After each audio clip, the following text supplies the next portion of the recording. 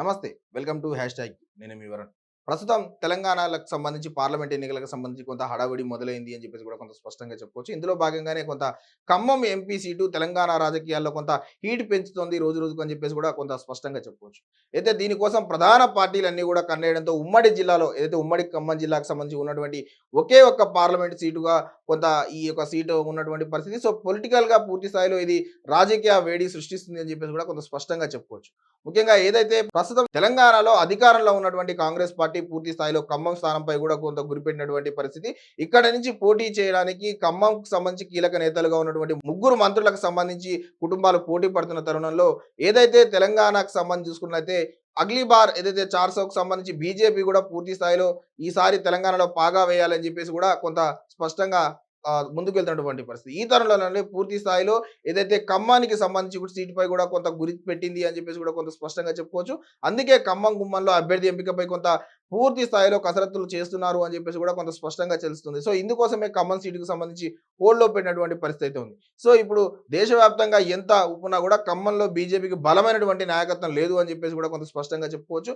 దీంతో ఇటీవల బీఆర్ఎస్ నుంచి పార్టీలోకి వచ్చినటువంటి మాజీ ఎమ్మెల్యే జలగం వెంకట్రావుకి కొంత ఖమ్మం సీటు ఖాయమనే ప్రచారం జరుగుతున్నప్పటికీ కూడా ఆయన పార్టీలోకి తీసుకున్నది కొంత కూడా అందుకే అని చెప్పేసి పూర్తి స్థాయిలో వినిపిస్తున్నటువంటి పరిస్థితి. కాకపోతే ఇంకా కూడా అధికారికంగా జలగం వెంకట్రావుకు సంబంధించి కొంత బీజేపీ అధిష్టానం ఎంపీ టికెట్ ప్రకటించలేని పరిస్థితి ఉంది. సో అయితే ఖమ్మంలో గెలవాలి అంటే కొంత క్యాస్ట్ ఈక్వేషన్ ఖచ్చితంగా ఫాలో అవ్వాల్సినటువంటి పరిస్థితి ఉంది అని చెప్పేసి కూడా కొంత స్పష్టంగా చెప్పుకోవచ్చు. ఈ వైపే అయితే బీజేపీ పార్టీకి చెందినటువంటి పెద్దలు కూడా కొంత దృష్టి సారించారు.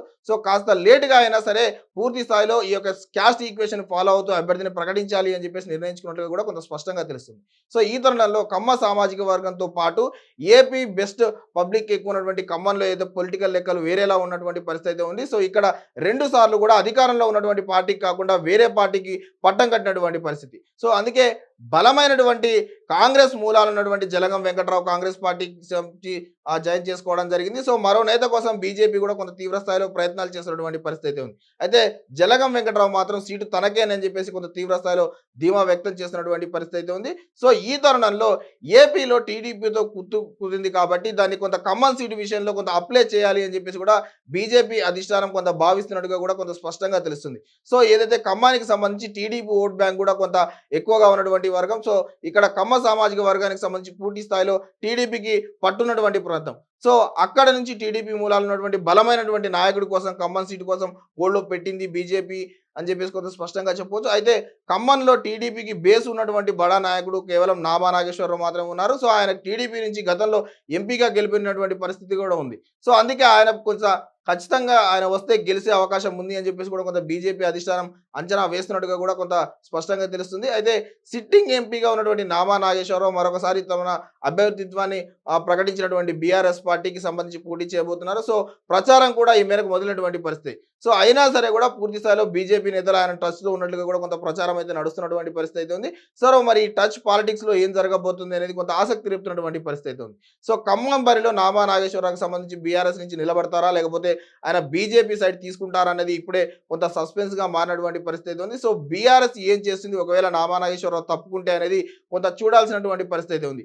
ఒకవేళ బీఆర్ఎస్ పార్టీ నుంచే నామా నాగేశ్వరరావు పోటీ చేస్తే పూర్తి స్థాయిలో బీజేపీ కూడా ఎలాంటి స్టాండ్ తీసుకుంటుంది అనేది కొంత చూడాల్సిన అంశం అయితే ఉంది. సో మరొక కమ్మ సామాజిక వర్గాన్ని నేతను బరిలోకి దింపుతారని తేలాల్సినటువంటి అంశమైంది. ఏదైనా కూడా కొంత ఖమ్మం సీటు మాత్రం కొంత హాట్ టాపిక్ గా మారింది అని చెప్పేసి కూడా కొంత స్పష్టంగా చెప్పుకోండి. ఇటు బీజేపీ కూడా కొంత బలమైన నేత కోసం ప్రయత్నిస్తూ ఉంటే కాంగ్రెస్ కు పూర్తి స్థాయిలో కంచుకోటగా మారినటువంటి ఖమ్మం గత 2 పర్యాయాలు కూడా పూర్తి స్థాయిలో ఖమ్మానికి సంబంధించి ఏదైతే 10 సీట్లకు సంబంధించి 2 పర్యాలు 9 సీట్లు గెలుచుకున్నా కూడా ఖమ్మం ఎంపీ సీట్ని గెలుచుకునేటువంటి పరిస్థితి అయితే ఉంది. సో ఈ తరుణంలో ఏ విధంగా ఉండబోతుంది ఖమ్మం రాజకీయం అనేది మనం కొంతకాలం వేచి చూడాల్సిన అంశం అయితే ఉంది. సో మరిన్ని తాజా సమాచారాల కోసం చూస్తూనే ఉండండి హ్యాష్ ట్యాగ్.